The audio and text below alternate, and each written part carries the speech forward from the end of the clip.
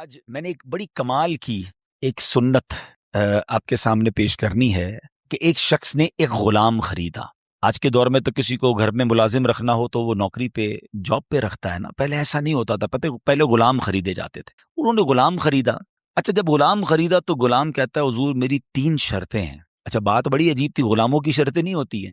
آپ نے کہا اچھا تم بھی شرطیں لگاؤ گے، بتاؤ کیا شرطیں ہیں؟ تو کہتا حضور پہلی شرط تو یہ ہے کہ آپ مجھے فرض نماز کے وقت منع نہیں کریں گے، نماز پڑھنے دیں۔ اچھا، وہ آقا بھی دیندار تھا، نیک آدمی تھا، کہتے ٹھیک ہے مسلمان ہوں، نماز سے کیوں روکوں گا، اوکے۔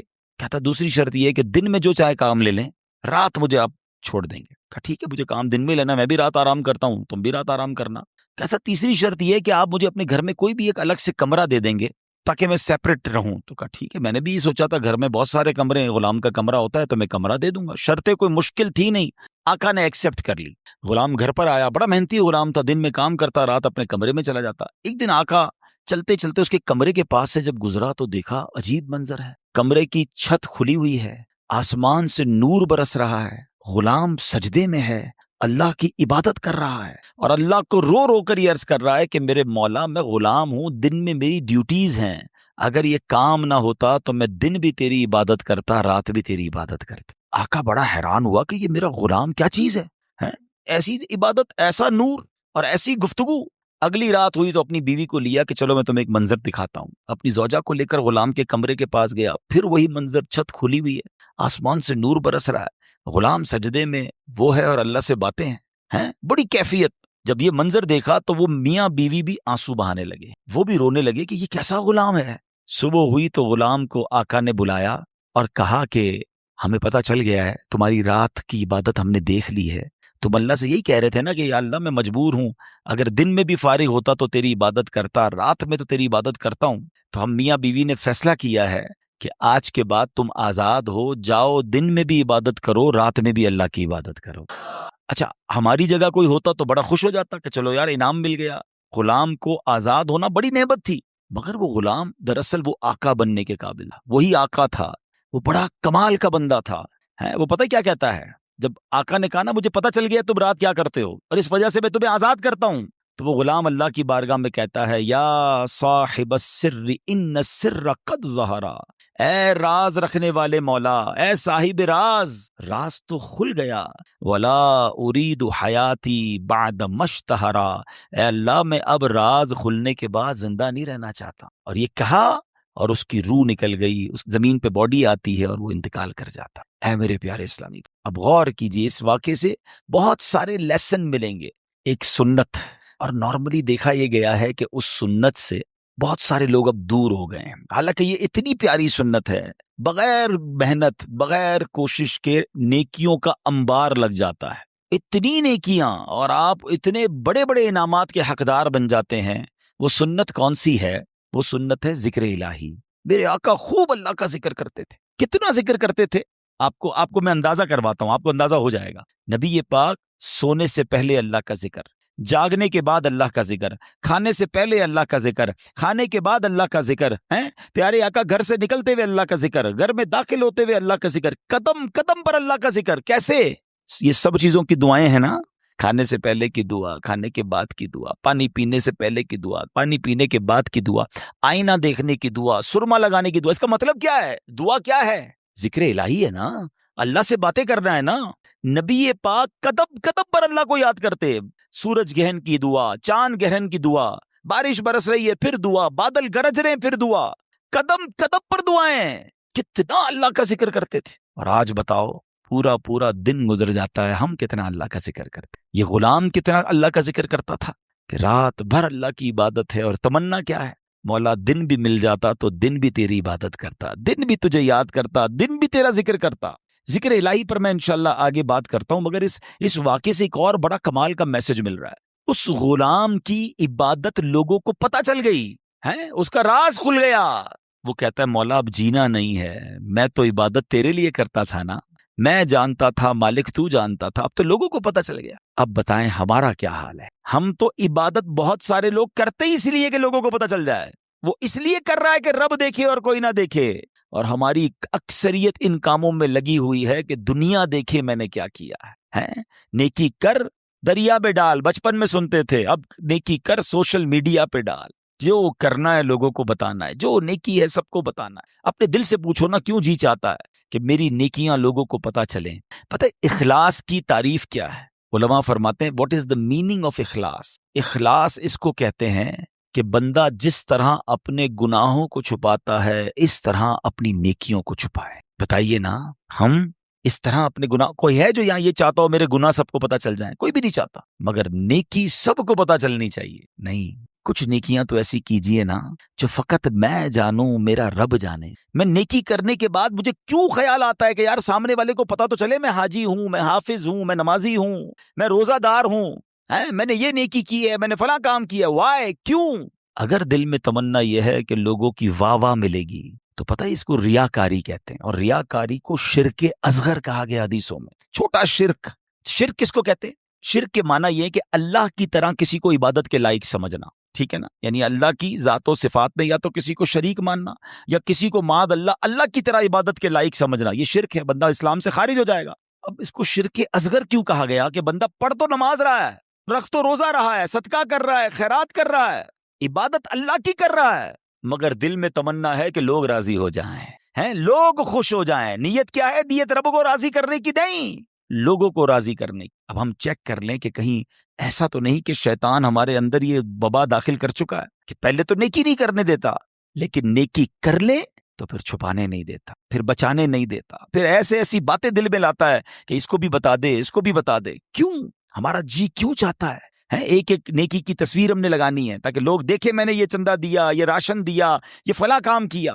میں ویسے آپ کے دل کے دروازے پر دستک دیتے ہوئے ایک سوال کرنا چاہتا ہوں کہ ذرا یہ تو چیک کیجئے، یہ میرے لیے بھی سوال ہے، یہ آپ کے لیے بھی ہے، کہ ہماری ایسی کتنی نیکیاں ہیں جو صرف میں جانوں اور میرا رب جانے؟ اپنے آپ سے پوچھئے گا، اکیلے میں پوچھئے گا کہ ایسا کیا میں نے کیا ہے نیکی کا کام جو اور کسی کو نہیں پتا، میں جانوں اور میرا رب جانے۔ آپ کو پتہ ہے پہلے کے زمانے کے کچھ بزرگان دین ایسے ہوتے تھے کہ وہ غریبوں کی مدد کرتے تھے، مگر ان غریبوں کو بھی پتہ نہیں چلتا تھا کون مدد کر رہا ہے۔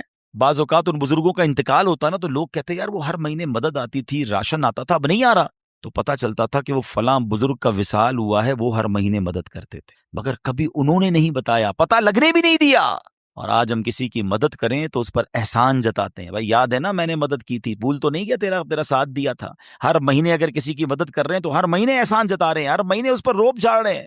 نہیں میرے پیارے اسلامی بھائی، نیکی کیجئے مگر اللہ کے لیے، کچھ ایسی تلاوت، کچھ ایسے نوافل۔ آپ دیکھیں نا تہجد بندہ کب پڑھتا ہے؟ رات کو پڑھتا ہے، بعض اوقات اکیلے میں پڑھتا ہے، جب کوئی نہیں دیکھ رہا، دنیا سو رہی ہے، آپ تہجد پڑھ رہے۔ کیا کمال کا یہ کام ہے کہ میں جانوں رب جانے، مگر شیطان کو صبر نہیں آتا نا، وہ کہتا ہے اس نے تہجد پڑھ لی ہے تو جنت میں چلا جائے گا، اب اس کی تہجد کیسے خراب کروں؟ تو وہ کیا کرتا ہے؟ وہ دل میں خیال ڈالتا ہے کہ ایسا کرو دوسروں کو بتاؤ۔ وہ کیا کرتا ہے؟ صبح اٹھ کے کوئی نہ کوئی بہانہ چاہیے۔ اب کچھ لوگ پتہ ہے کیا کرتے ہیں؟ یار آج بہت تھکا ہوا ہوں۔ خیریت؟ کیوں تھکے ہوئے؟ وہ میں تہجد سے اٹھ جاتا ہوں نا۔ اچھا ماشاءاللہ آپ تہجد بھی پڑھتے ہیں؟ بس اس نے یہ کہنا ہے تو ساڑھے دل وچ ٹھنڈ پہ گئی کہ انہاں نوں ساری تہجد دا پتہ چل گیا۔ وہ پتہ تو چل گیا، ڈیلیٹ بھی ہو گیا بھائی۔ کیوں پتہ چل گیا؟ کیوں بتانا ہے؟ اللہ کرے یہ بات اس غلام کے اس واقعے سے کیسی بات سیکھنے کو مل رہی ہے۔ مالک کو پتہ چل گیا، حالانکہ اس نے نہیں ہم تو بتاتے ہیں، اس نے بتایا نہیں تھا، یہ تو چھپ کے کر رہا تھا، مگر پتہ چل گیا تو کہتا ہے مولا اب راز ہی کھل گیا تو اب جینے کا کیا فائدہ۔ ہائے ہائے، غلام تو نہیں کہوں گا، اس آقا کے صدقے اللہ مجھے بھی اخلاص نصیب فرمائے، آپ کو بھی نصیب فرمائے۔ اچھا اب بات کرتے ہیں سنت رسول، ذکر الہی کی۔ ہائے ہائے کیسا کمال کا کام ہے یہ ذکر الہی۔ اللہ کریم کس طرح قرآن مجید میں ہمیں ذکر کرنے کا حکم ارشاد فرماتا ہے، فرمایا یا ایھا الذین آمنوا اذکروا اللہ ذکرا کثیرا۔ آسان ترجمہ قرآن کنز الایمان، اے ایمان والو اللہ کو بہت یاد کرو۔ کتنا؟ نبی پاک علیہ السلام کی حدیث ہے، اللہ کو اتنا یاد کرو، اتنا ذکر کرو کہ لوگ تمہیں دیوانہ کہنے لگے۔ بس اللہ کی یاد کرتے رہا کرو، ذکر الہی کرتے رہا کرو۔ ہائے مگر ہمارا حال کیا ہے کہ زبان فضول باتیں تو کرتی ہے مگر اللہ کا ذکر نہیں کرتی۔ ہمارے بزرگ کیسے ذکر کرتے تھے؟ حضرت جنید بغدادی کا نام سنا ہوگا رضی اللہ تعالیٰ، بہت بڑے اللہ کے ولی۔ آپ کے بارے میں آتا ہے کہ آپ اتنا ذکر الہی کرتے تھے، ایک بار نائی کی دکان پر گئے مونچھیں ترشوانے کی، تو نائی کہتا ہے حضرت تھوڑی دیر خاموش ہو جائیں ورنہ آپ کی ہونٹ پہ کٹ لگ جائے گا، میں مونچھیں کاٹ رہا ہوں آپ ذکر کر رہے ہیں۔ وہ کہتے ہیں ذکر کرتا رہوں گا، تم اپنا کام کرو، ہونٹ کٹتا ہے تو کٹ جائے، میں نے ذکر نہیں چھوڑنا۔ اتنی دیر کے لیے بھی ذکر الہی نہیں چھوڑنا ہوتا تھا۔ ایک بزرگ تھے اور کمال کے بزرگ تھے. حضرت سری سکتی سے مروی ہے کہ میں حضرت جرجانی کے پاس گیا تو ستو دیکھے. وہ ستو پی رہے تھے, روٹی نہیں کھاتے تھے. تو میں نے کہا حضرت روٹی آپ کیوں نہیں کھاتے, ستو کیوں پیتے ہیں؟ وہ کہتے ہیں میں نے کیلکولیشن کی, روٹی کھانے میں اور ستو کھانے میں 90 تسبیحات کا فرق ہے. میں اگر ستو پیتا ہوں تو پیٹ پھر بھی بھر جاتا ہے, مگر میں روٹی کھاتا ہوں تو ٹائم زیادہ لگتا ہے. 90 تسبیحات میں زیادہ پڑھ لیتا ہوں, اس لیے 40 سال ہو گئے میں نے روٹی نہیں کھائی ہے. یار کمال لوگ تھے, نیک تھے, پرہیزگار تھے, نیکیوں کا انبار تھا, مگر اور نیکیاں چاہیے. کیوں؟ ان کو پتا تھا نا اجر کیا ہے. آپ کو پتا ہے ذکر الہی کا اجر کیا ہے؟ ذرا مل کر کہیے سبحان اللہ, الحمدللہ, اللہ اکبر. کتنی دیر لگی؟ 10 سیکنڈ مشکل سے. 3 جملے کہے 10 سیکنڈز, ٹھیک ہے. 10 سیکنڈ میں آپ دنیا میں کیا کما سکتے ہیں؟ بغیر کھڑے ہوئے, بغیر پسینہ بہائے, بغیر کوشش کیے, بیٹھے بیٹھے 10 سیکنڈ میں 3 جملے کہے, کیا کمایا پتا ہے آپ نے؟ میرے نبی علیہ السلام کے سچے وعدے ہیں, جو ایک بار سبحان اللہ کہے جنت میں درخت لگا دیا جاتا, ایک بار اللہ اکبر کہے جنت میں درخت, ایک بار لا الہ الا اللہ کہے جنت میں درخت. مجھے بتاؤ تو صحیح کتنی دیر لگتی؟ آپ نے بیٹھے بیٹھے 3 جنت میں درخت لگا لیے. اچھا یہ تو چونکہ نبی پاک کی حدیث ہے, ہمیں عمل کرنا چاہیے, لیکن دنیاوی اسکیم ہو تو آج اگر اعلان کر دوں کہ بھائی یہ فیضان مدینہ میں آپ سب بیٹھ جائیں, آج فجر تک جو جتنی بار سبحان اللہ کہے گا اتنے 1000 روپے ملیں گے. بندہ کہے گا حضرت فجر تک کیوں آپ گئے, 2-3 دن بیٹھ جاتے ہیں, موبائل بند, تسبیح ہاتھ میں, ہر سبحان اللہ پر 1000 روپے, 100 سبحان اللہ پہ لاکھ روپے. اوئے ہوئے آج تو امیر کروڑ پتی ہو کے جاؤں گا. مجھے سچ بتاؤ, سبحان اللہ کہنے پر 1000 روپے زیادہ قیمتی ہیں, یا میرے آقا فرما رہے ہیں کہ اس کے لیے جنت میں درخت لگ جاتا ہے؟ تو پھر کیوں نہ ہم جنت میں درخت لگانے کا سامان کریں, ہم کیوں نہ اللہ کو راضی کرنے کا اور اپنے لیے آخرت کا سامان کریں. اور ذکر والے کتنے اللہ کو پسند ہیں. ایک بڑی کمال کی حدیث ہے, حضرت سہل بن معاذ رضی اللہ تعالیٰ عنہ اپنے والد صاحب سے روایت کرتے ہیں کہ ایک مرتبہ محفل نور سجی ہوئی تھی. رسول اکرم صلی اللہ تعالیٰ علیہ وسلم کے ساتھ صحابہ کرام بھی تھے. ایک صحابی نے حضور سے عرض کی کہ حضور یہ بتائیے کہ جہاد میں سب سے عظمت والا زیادہ کون ہے؟ جہاد کرنے والے تو بہت سارے ہیں نا, بہت سارے صحابہ لڑتے تھے اللہ کی راہ میں, تو حضور ان میں سب سے زیادہ عظمت والا کون ہے؟ تو پیارے آقا نے فرمایا اکثرہم للہ ذکرن, یعنی جو اللہ پاک کا کثرت سے ذکر کرتا ہے وہ زیادہ عظمت والا. اب بات سمجھ رہے, یعنی سب جہاد کرنے والے کمال کے ہیں, مگر ان میں جو ٹاپ پہ ہے, جو سب سے زیادہ ذکر کرتا ہے. اب صحابی کہتے ہیں حضور روزہ داروں میں سب سے زیادہ عظمت والا کون؟ روزہ دار تو لاکھوں کروڑوں مسلمان روزہ رکھتے ہیں. آقا فرماتے ہیں ان میں سب سے زیادہ اللہ کا ذکر کرنے والا سب سے عظمت والا ہے. سہل بن معاذ فرماتے ہیں وہ صحابی اسی طرح سوال کرتے رہے کہ حضور نمازیوں میں سب سے زیادہ افضل کون ہے, یا رسول اللہ زکوٰۃ دینے والوں میں سب سے زیادہ عظمت والا کون ہے. ایک ایک عبادت کا سوال کرتے رہے. آقا سب کے جواب میں یہ فرماتے رہے اکثرہم للہ ذکرن, یعنی جو اللہ پاک کا ذکر کثرت سے کرتا ہے وہ اس کیٹیگری میں ان لوگوں میں سب سے زیادہ افضل اور عظمت والا ہے. اب حضرت ابوبکر صدیق رضی اللہ تعالیٰ عنہ بھی حاضر تھے, حضرت عمر فاروق بھی موجود تھے. ابوبکر صدیق رضی اللہ تعالیٰ عنہ جو مسلمانوں کے پہلے خلیفہ ہیں, وہ حضرت عمر سے کہتے ہیں اے عمر یوں تو ذکر الہی کرنے والے ساری بھلائیاں لے گئے. تو نبی پاک نے جب یہ سنا تو کہا ہاں اے ابو بکر, بات ایسی ہی ہے, جو ذکر اللہ کی کثرت کرتا ہے وہ ساری بھلائیاں ہی سمیٹ لیتا. یعنی ٹاپ آف دا لیول اگر کچھ لوگ ہیں تو وہ کون ہیں؟ وہ ذکر الہی کرنے والے ہیں. اے میرے پیارے اسلامی بھائیوں, اب ہمیں یہ غور کرنا ہے کہ ہم کتنا ذکر کرتے ہیں, ہماری زبان پر کتنا ذکر ہوتا ہے. حضرت معاذ بن جبل رضی اللہ تعالیٰ عنہ کہتے ہیں میری نبی پاک علیہ الصلوۃ والسلام سے ان کی ظاہری حیات میں جو آخری ملاقات ہوئی نا, تو میں نے نبی پاک سے کہا حضور مجھے کوئی نصیحت فرما دیجیے. تو پیارے آقا علیہ الصلوۃ والسلام سے کہتے ہیں حضور کون سا عمل اللہ کی بارگاہ میں سب سے بہتر اور سب سے زیادہ قرب حاصل کرنے والا؟ تو پیارے آقا علیہ السلام نے فرمایا اے معاذ تمہیں موت اس حال میں آئے کہ تمہاری زبان ذکر اللہ سے تر ہو, سب سے افضل عمل. ٹھیک ہے نا. مفتی احمد خان نعیمی اس کے تحت فرماتے ہیں کہ اس کا مطلب یہ ہے کہ بندہ پورا دن کچھ نہ کچھ اللہ کا ذکر مختلف انداز سے کرتا رہے. موت کے آنے کا تو پتہ نہیں نا, ملک الموت تو کبھی بھی آ سکتے ہیں. تو وہ جب بھی میری روح قبض کرنے آئے میں اللہ کی یاد میں ہوں, اللہ کے ذکر میں ہوں, عبادت میں ہوں. اللہ اکبر. اب ذرا غور کریں جن کا پورا دن گزرتا ہے اور زبان پر ذکر الہی نہیں ہو. نبی پاک علیہ السلام نے فرمایا کہ جس کا آخری کلام لا الہ الا اللہ ہوگا دخل الجنہ, وہ جنت میں داخل ہو جائے گا. اچھا چاہتے سب ہیں. اب اگر میں سوال کروں گا جواب مجھے نہ دیں, اپنے آپ کو دے دیں. آج پورے دن میں کتنی بار کلمہ پڑھا ہے؟ اچھا پورے ہفتے میں کتنی بار کلمہ پاک پڑھا ہے؟ महीना पूरा गुजर गया, कितनी बार कलमा पाक पढ़ा है। अब हाल देख लें, मरते वक्त सबको कलमा चाहिए, जिंदगी में पढ़ने के लिए तैयार कोई नहीं है। ऐसा न करें, ये अफदलुज जिक्र है, सबसे अफजल जिक्र हदीस में फरमाया, अफदलुज जिक्र ला इलाहा इल्लल्लाह। और यही बात नबी पाक ने फरमाई ना कि तुम्हारी आखिरी जो अल्फाज हो जबान पर, ए मुआद, वो अल्लाह का जिक्र हो। ये अल्लाह की बारगाह में सबसे ज्यादा कुर्ब दिलाने वाला अमल है। अब उलमा ने इसमें बड़ी आसानी कर दी है। हाँ, अब जरा गौर से सुनिएगा। अब जिक्रुल्लाह की मुख्तलिफ सूरतें हैं, ऐसा नहीं, बिल्कुल यकीनन अल्लाह का जिक्र, अल्लाह अल्लाह अल्लाह, सुभान अल्लाह, ला इलाहा इल्लल्लाह, अल्लाहु अकबर, सुभान अल्लाहि व बिहम्दिही, सुभान अल्लाहिल अज़ीम, या रहमानो या रहीमो या सलामो, ये सारे अल्लाह के जिक्र है। मुख्तलिफ अल्लाह के नाम लेते रहे, अल्लाह की याद में जितना जिक्र करेंगे ये जिक्र बिल लिसान है, ये जबान से जिक्र है। मगर जिक्र की और भी सूरतें हैं। आए हाय, उलमा फरमाते हैं कि अल्लाह की नेमतों के बारे में गौर व फिक्र करना भी जिक्रुल्लाह है। बंदा सोचता रहे कि इस रब ने कायनात कैसे बनाई है, कैसी कुदरत वाला मेरा रब है, कुदरत के नजारे देख रहा है, मगर नीयत यह है कि अल्लाह की किबरियाई और अल्लाह की शान व अजमत दिल में बढ़ रही है कि मेरा मालिक ऐसे अजीम पहाड़ बनाने वाला, वो रब करीम इतनी खूबसूरत दुनिया बनाने वाला है, तो वो खालिक व मालिक कैसी अजमत वाला होगा। इस नजर से अगर दुनिया के नजारे देख रहे हैं तो अल्लाह अकबर, उलमा कहते हैं ये आंख का जिक्र है।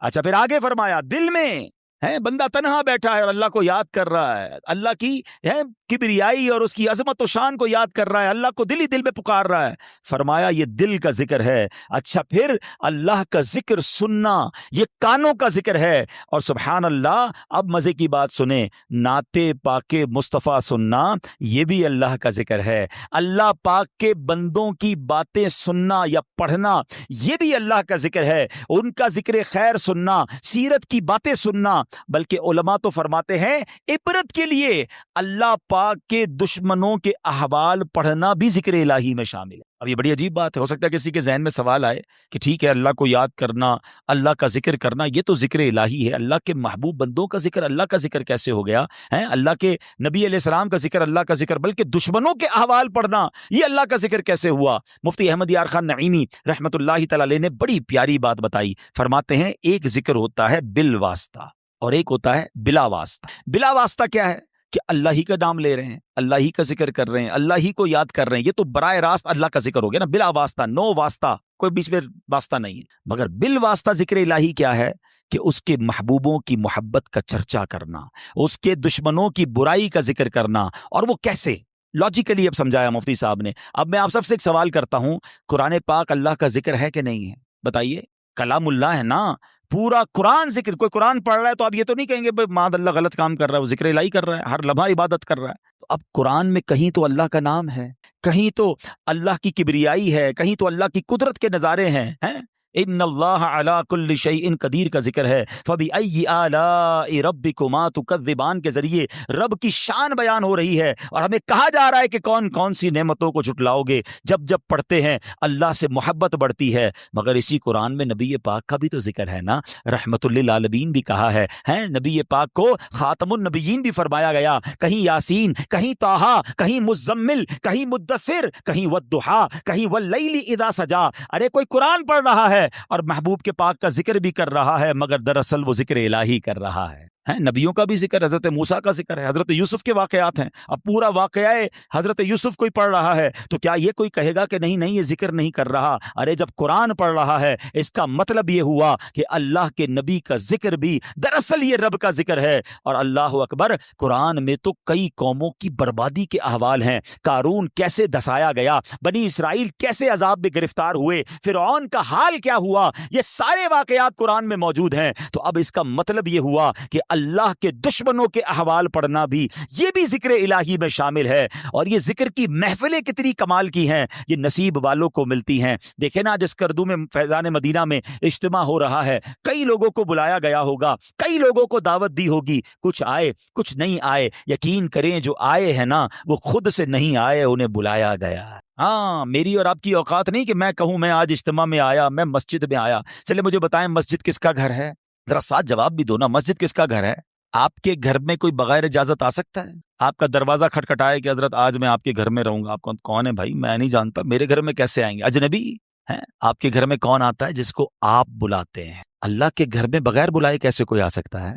ہم سب کو بلایا گیا ہے، ہمیں موقع دیا گیا ہے، ہمیں سعادت دی گئی ہے۔ اور سنو، اللہ کے گھر میں آتے رہا کرو۔ کئی لوگ پورا پورا ہفتہ نہیں آتے، جمعے کی نماز پڑھتے ہیں، باقی پورا ہفتہ نہیں آتے۔ وہ غور کریں کہ ایسا کیا گناہ ہو گیا کہ میرا رب مجھے کیوں نہیں بلاتا، روز 5 وقت مہمان کیوں نہیں بنتا۔ مبارک ہو اسے جو مسجد میں جس کا دل لگتا ہے اور بار بار آتا ہے۔ ایک اور مزے کی بات بتاؤں، آپ کے قسم قسم کے رشتہ دار اور دوست ہیں۔ جو دور کا دوست ہوتا ہے نا، وہ سال میں کبھی کبھی ایک بار آ جاتا ہے۔ جو بہت قریب کے رشتہ دار ہوں، جو بالکل تھوڑا سا فاصلہ ہو، لیکن وہ کبھی کبھی مہینے میں ایک بار آتے ہیں۔ جو اس سے قریب ہو وہ ہفتے میں ایک بار آتے ہیں، اور گھر والا تو روز گھر میں آتا ہے نا۔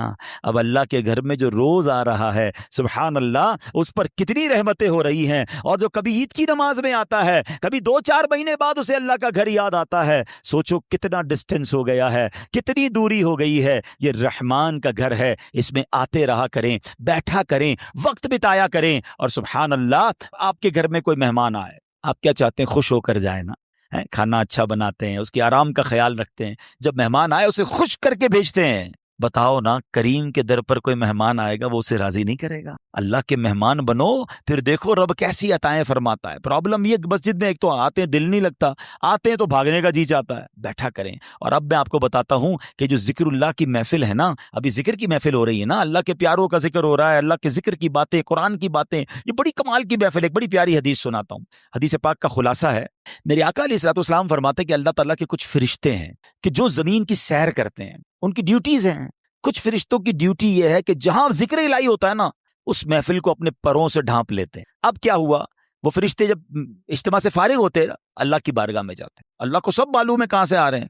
اللہ فرماتا ہے فرشتوں کہاں سے آ رہے ہو؟ کہتے ہیں یا اللہ ایک جگہ بندے جمع ہے تیرا ذکر کر رہے ہیں۔ اللہ فرماتا ہے فرشتوں یہ بتاؤ انہوں نے مجھے دیکھا ہے جو میرا ذکر کرتے ہیں؟ کہ یا اللہ تجھے نہیں دیکھا۔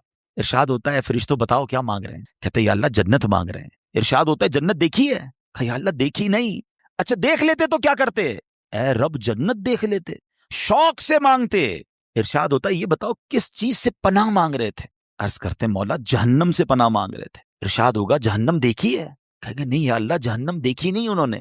اچھا بتاؤ دیکھ لیتے تو کیا کرتے؟ ارشاد ہوتا عرض کرتے مولا اگر وہ جہنم دیکھ لیتے تڑپتے، جہنم سے پناہ مانگتے۔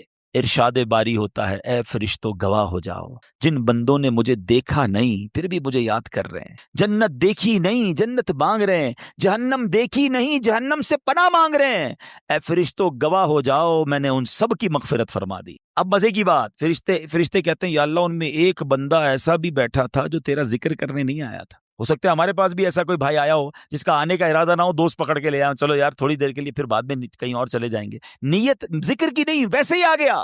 فرشتے کہتے ہیں مولا ایک بندہ ایسا ہے جو تیرا ذکر کرنے نہیں آیا تھا۔ اللہ فرماتا ہے اے میرے فرشتوں یہ وہ مجلس ہے، یہ وہ محفل ہے جس کے ہم نشین محروم نہیں ہوتے، میں نے اس کی بھی مغفرت فرما دی ہے۔ اللہ کرے کہ اجتماع ہم سب کی مغفرت کا ذریعہ بنے۔ فرشتے جا کر بتائیں اللہ کو کہ مولا تیرے بندے بیٹھے ایک جگہ پر گناہ گار ہیں، تیرے گھر میں تو بیٹھ کر تجھے یاد کر رہے ہیں، مانتے ہیں گناہ گار ہیں مولا، مگر تیرے سوا کون بخشنے والا ہے؟ جہنم سے پناہ مانگتے مولا تجھ سے، تیری جنت کا تجھ سے سوال کرتے۔ اللہ بڑا کریم ہے۔ ایسے اجتماعات میں، ایسی محفلوں میں، ذکر کی محفلوں میں آیا کیجیے، یہ بڑی کمال، کسی کی برکت ہمیں مل جاتی ہے۔ ہم تو گناہ گار ہیں نا، مگر اتنے بڑے مجمع میں کوئی تو اللہ کا نیک بندہ ہوتا ہے نا، کیا معلوم اس پر برس رہی ہے، مجھ پر بھی برس جائے گی، اس پر رحمت۔ دیکھیں نا بارش برستی تو سب پہ برستی ہے نا، رحمت کی بارش برسے گی تو کچھ چھینٹے مجھ پر بھی تو گریں گے نا۔ برستا نہیں دیکھ کر ابر رحمت، بدوں پر بھی برسا دے برسانے والے۔ مگر آج حال برا پتہ ہے کیا ہے، لوگ اس طرح کی محفلوں میں تو نہیں آتے، بری محفلوں میں بڑے شوق سے جاتے ہیں، کہیں شراب کی محفل، کہیں جوئے کی محفل، کہیں بے حیائی کی محفل۔ اچھا جب ان کو کہو کہ بھائی نہ جاؤ، یہ نوجوان بیٹھے ہیں، تو وہ کہتے ہیں میں کون سا شراب پیتا ہوں، میں تو صرف بیٹھتا ہوں، میں کون سا جوا کھیلتا ہوں، میں تو بیٹھتا ہوں۔ نہیں میرے پیارے اسلامی، جہاں لعنت برس رہی وہاں بیٹھ رہے ہیں۔ پچھلے دنوں کووڈ آیا تھا نا، کووڈ وائرس نے ہم سب کو ایک چیز سکھائی تھی کہ جہاں وائرس ہو اس سے دور رہو، سوشل ڈسٹینس، ہاتھ نہیں ملاتے تھے یار اپنوں سے۔ کمال ہے، جراثیم نہ لگ جائے اس لیے ملتے نہیں تھے، کوئی گناہ نہ لگ جائے، کوئی بری عادت نہ لگ جائے، اللہ کا نافرمان نہ ہو جاؤں، کیوں ڈسٹینس نہیں کرتے برے لوگوں سے؟ عقل مند لوگ بیٹھے ہیں، اگر کسی عمارت میں گراؤنڈ فلور پر آگ لگ جائے تو کیا فرسٹ اور سیکنڈ فلور والے آرام سے بیٹھیں گے یار نیچے لگی ہے میں تو اوپر ہوں؟ کیا کریں گے؟ فوراً بلڈنگ خالی کریں گے نا یار، یہ اوپر بھی آ سکتی ہے، آس پاس کے گھر بھی خالی کرا لیے جاتے ہیں. وائے؟ کیوں؟ کہ یار آگ لگی ہے، بچنا دور ہو جاؤ. جہاں جہنم کی آگ لگی ہے وہاں بیٹھے اور آپ کو پرواہ ہی نہیں ہے کہ یار میں اس کی وجہ سے برا بن سکتا ہوں. بچپن سے جملہ آپ نے سنا ہوگا، اچھے کی صحبت تجھے اچھا بنا دے گی، برے کی صحبت تجھے برا بنا دے گی. لیکن بری صحبتیں مزہ بڑی دیتی ہیں. لوگ کہتے ہیں یار بڑا مزہ آتا ہے، ہم بیٹھتے ہیں، ہم غلط کام نہیں کرتے. آپ یقین کریں یہ بری صحبتیں ہی ہیں جو بندے کو برباد کرتی ہیں. کسی بھی جواری، کسی بھی شرابی، کسی بھی قاتل، کسی بھی چور ہیں، کسی بھی منشیات کا استعمال کرنے والے سے پوچھ لیں کہ یہ عادت کہاں سے ملی ہے، 99.99 بلکہ 100% آپ کو جواب یہی ملے گا کہ یار دوست برے مل گئے تھے، انہوں نے لگا دی. کوئی آ کے یہ نہیں بتائے گا کہ یار ایک دن برتھ ڈے تھی، میری سالگرہ تھی اور ابو نے لا کے چرس کی سگریٹ دی تھی، بیٹا پی لو، یا پستول لو جا کے چوری شروع کرو. ماں باپ نہیں، گھر سے نہیں ملتی بری عادتیں، برے دوستوں سے ملتی ہیں. تو جب ساری دنیا کے برے لوگ بنے ہی دوستوں سے ہیں، اور میں برا دوست چھوڑتا نہیں، کہتا نہیں میں بڑا طاقتور، مجھے کچھ نہیں ہوگا، آج نہیں ہوگا کل ہو جائے گا. برے کی صحبت دل پر اثر ڈالتی ہے. خوبصورت شعر ہے نا، بھلے بندے دی صحبت یاروں، جویں دکان اتاراں، سودا بھاوے ملے نہ لئیے، ہلے آن ہزاراں. کہتے بھلے بندے کی صحبت ایسی ہے جیسے عطر والے کی دکان ہے، خرچہ کرو نہ کرو خوشبو فری میں مل جاتی ہے. جب بھی عطر کی دکان میں جائیں، خوشبو پہلے تو خوشبو ہی آ جاتی ہے، اور پھر اس کے بعد چھوٹا موٹا سیمپل بھی فری میں آ جاتا ہے. کوئی پیسے خرچ نہیں ہوئے، فائدہ ہوا. یہ بھلے بندے کی صحبت. کہ نیک کی صحبت میں بیٹھو گے نا، کچھ ملے نہ ملے گناہ سے تو بچ رہے ہیں. جو اس پر رحمت برس رہی ہے، مجھ پر بھی 2 چھینٹے برس جائیں گے. تو اچھی صحبت آلویز بینیفیشل ہے. مگر آگے کیا کہتے ہیں؟ برے بدے دی صحبت یاروں، جویں دکان لوہاراں، کپڑے پاویں کچھ کنج پئیے، چنگا پین ہزاراں. کہتے برے بندے کی صحبت ایسی جیسے لوہار کی دکان. لوہار کی دکان میں جائیں تو کیا ہوگا؟ کپڑے کتنے بھی بچا لو، کوئی نہ کوئی چنگاری سوراخ کر دے گی. اچھا سوراخ نہیں کرے گی تو بدبو تو ہو ہی جائے گی کپڑے میں، کیونکہ دھواں بڑا نکلتا ہے. تو یہی برے بندے کی صحبت ہے، تمہارے اعمال کردار کو وہ بکھیر دے گی، خراب کر سکتی ہے. تو اپنی صحبتوں کو چینج کیجئے، ذکر الہی کی کثرت کیجئے. ذکر الہی دلوں کو صاف کرتا ہے. کئی لوگ کہتے چین نہیں ہے، سکون نہیں ہے، ٹینشن بڑی ہے. اب بتاؤ کوئی سکون شراب میں ڈھونڈتا ہے، معاذ اللہ کوئی بری محفلوں میں ڈھونڈ رہا ہے. آؤ قرآن سے پوچھتے ہیں، اے رب کے کلام ہمیں بتا سکون کہاں ہے. قرآن فرماتا ہے الا بذکر اللہ تطمئن القلوب، بے شک اللہ کے ذکر میں دلوں کا چین ہے. تو کرے نا ذکر، چین سکون، آپ ریلیکس ہو جائیں گے. مگر جو زبان ذکر ہی نہیں کر رہی، کہہ رہی ٹینشن بھی دور نہیں ہو رہے. بھائی دل مجھے کس نے بنایا ہے؟ ذرا بتائیے، کس نے بنایا؟ دل کس نے بنایا؟ سکون کون بتائے؟